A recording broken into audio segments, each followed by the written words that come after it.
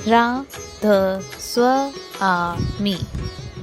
मेहर होए कोई प्रेमी जाने, ऐसा गुरु हमारा। 17 जून सन 1934 ईस्वी आदित्य मुकाम कुर्तालम में शाम का सत्संग इस मनोहर शब्द से शुरू हुआ। परम गुरु हुजूर साहब जी महाराज ने इसी शब्द पर वचन फरमाया। उससे शब्द का बड़ा आवश्यक है कि इसमें गुरु भक्ति की फिलॉसफी बयान की गई है। हमारे मत में गुरु भक्ति पर कमाल जोर दिया जाता है। इस शब्द में सतगुरु गति वर्णन की है, जैसे कि हमारे मत में सिखलाई जाती है। यह शब्द बतलाता है कि सतगुरु की इस मंडल में क्या पोजीशन है। अब हम एक एक कड़ी का भावार्थ वर्णन करेंगे। मेहर होए कोई प्रेमी जाने, ऐसा गुरु हमारा। मेहर होए कोई प्रेमी जाने, ऐसा गुरु हमारा। सद्गुरु क्या है? यह प्रत्येक मनुष्य में समझने या अनुभव करने की योग्यता नहीं पाई जाती। वही इसे ठीक ठीक समझ सकता है जिस पर वह दया करे और जिसको वह रोशनी बख्शे। रूप रंग रेखा नहीं ताके, नहीं गोरा नहीं कारा। जिसको हम सद्गुरु कहते हैं वह बनावटी रूप और रंग से रहित है, वह बंधन से रहित है। सर्व निवासी घट घट वासी, तीन लोक के पारा। सद्गुरु सर्वव्यापक है। वह सब मनुष्यों के अंतर में निवास करते हैं। कोई घाट उनके बिना नहीं है, परंतु फिर भी वह दूर से दूर है। वह त्रिलोकी के परे चौथे लोक में रहते हैं। जैसे सूर्य हर जगह है, अगरचे वह बहुत दूर है, ऐसे ही सद्गुरु की शक्ति हर जगह पाई जाती है, यद्यपि वह त्रिलोकी के परे रहते हैं। मौज होए जग देह धर आवे,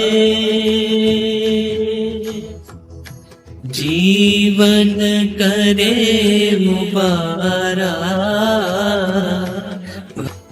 सतगुरु का अनादि धाम त्रिलोकी के परे है, लेकिन जब कभी उन्हें मंजूर होता है वह इस देश में उतरकर जीवों की सहायता फरमाते हैं और उन्हें संसार से छुटकारा दिलाते हैं।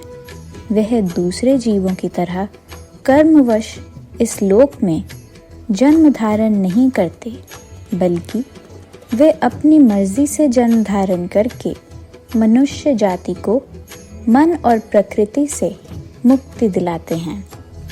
एक कैदी और जेल डॉक्टर के दृष्टांत से हमारा अभिप्राय स्पष्ट हो जाएगा।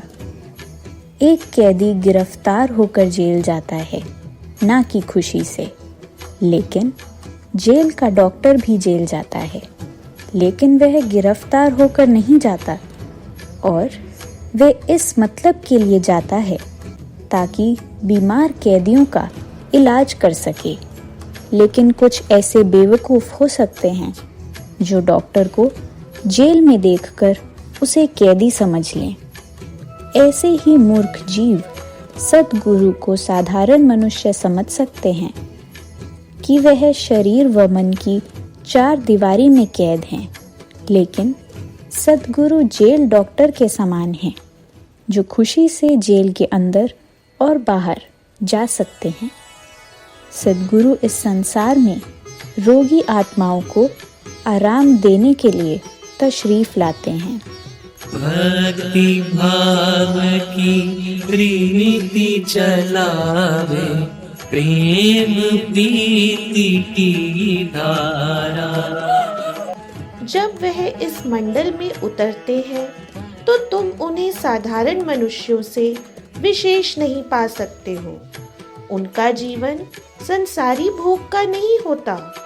वे सुख दुख की जिंदगी बिना किसी उद्देश्य के गुजारते हैं, बल्कि वे खास उद्देश्य से संसार में आते हैं। वह इस संसार में भक्ति मार्ग चलाते हैं। वह जीवों को कुल मालिक की भक्ति व प्रेम सिखलाते हैं। जैसे तुम देखते हो कि कुछ पहाड़ों से निर्मल जल की धारा बहकर मैदानों में आती है, ऐसे ही सतगुरु से भक्ति नदी बहकर प्रेमी जनों के हृदयों को प्रफुल्लित करती है। इस तरह इस तपी हुई दुनिया में प्रेम की नदी बहती है। चिंता में सद रहे अचिंता, हर्ष सोग से न्यारा। वह अपने ऊपर जिम्मेवारियां लेते हैं जिनका प्राकृतिक फल चिंता होता है, परंतु वह निश्चिंत रहते हैं। सच्ची बात यह है कि वह सुख दुख से परे हैं और दोनों से उपरत हैं।